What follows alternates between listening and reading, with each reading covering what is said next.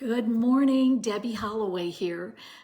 I mentioned this to you before, but I got to ask you a question. You ever go to an event and you fill out this notebook? It's just full of notes and all the things you've learned, and then you go home and you never read it again. Big mistake. We all do it, but it's such a big mistake because when you go to an event and you take notes, you should go back and review. And that's what I do. And I've done one thing with you guys before on this, but you remember the Tony Robbins? If you've ever been to a Tony Robbins event, there's so much good stuff in here. And I look back on my notes, and when I went to this, it was 2015. And I remember I was in the car headed there when I got the call from Tom Ferry asking me to build the teen program, which of course I said no to. And then, of course, I said yes, because I always say yes to Tom Ferry. He's such a great motivational leader. So I want to share with you some things. And I started looking through this, and I thought, what would be a great thing to share right now? Here we are at the beginning of the year, and hopefully we've got things going on, and we're making sales, and we're doing what we need to do.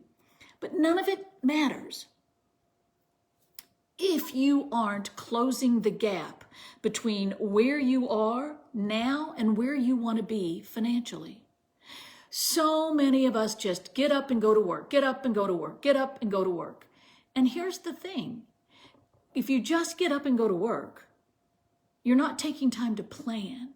You've got to plan what you want. So how do we close the gap between where we are and where we want to be financially? So I want you to write this down. I wrote down step one, and I want to think about this and answer the questions, and feel free to post them here. What results have you produced in the past? What have you produced in the past? How do you feel about finances? How do you feel about wealth or lack of wealth? What does that make you think? Does it just kind of freeze you up inside, or are you open to it? Are you thinking, yes, I know what I can do to gain some more wealth? What's holding you back? Where are you struggling? Those are the questions you have to answer before you can move forward. What results have you produced in the past towards wealth building? And I know this is a conversation that a lot of you will turn off, because who wants to talk about wealth building? We're just in the middle of doing everything right now, and we're busy. But you've got to plan. I looked through these notes that I took back in 2015 when I was answering these questions, and I wrote down how much money I wanted to make. I wrote down some affirmations about what I wanted to have happen.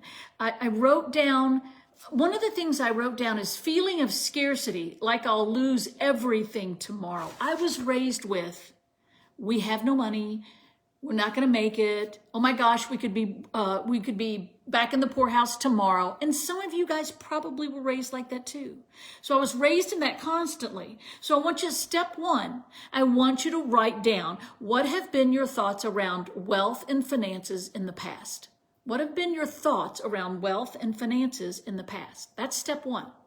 This is homework for between now and our next call. Step two, what is my ultimate outcome financially? What is my ultimate outcome financially? What kind of lifestyle do you want? Where do you want to go? What do you want to have? Who do you want to be? What do you want to do with the wealth that you create? I'll just share with you what I wrote. At that point, I want to pay off all loans in 5 years. I did, but not in 5 years. I want to buy a broodmare. I did. I want to own 400 acres of land. It didn't happen in 5 years, but I now own 350. Getting there. I want to fly only first class or private. I thought that was a fun one. The bottom line is, what do you ask yourself each day to empower you to create these results? I coach people all the time, and I'm constantly talking to them about, what are you saving? Do you read a P&L every year, every quarter, every 6 months, and look at what you can reduce? Because many of us in our businesses just go after the shiny penny. Think about it. So bottom line, that's step two. What's your ultimate target, and what will you ask yourself each day to empower you to create these results?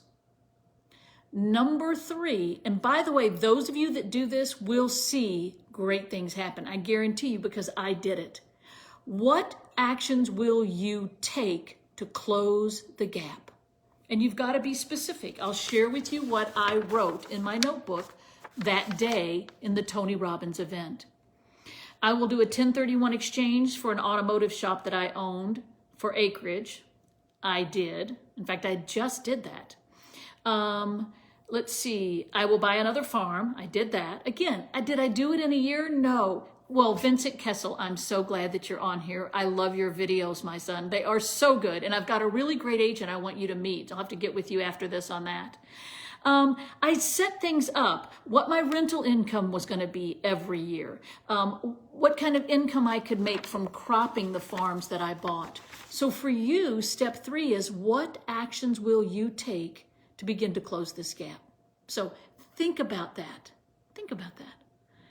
Closing the gap between where you are now and where you want to be financially. I challenge you to answer the questions here, but if you don't want to do that, at least answer them for yourselves.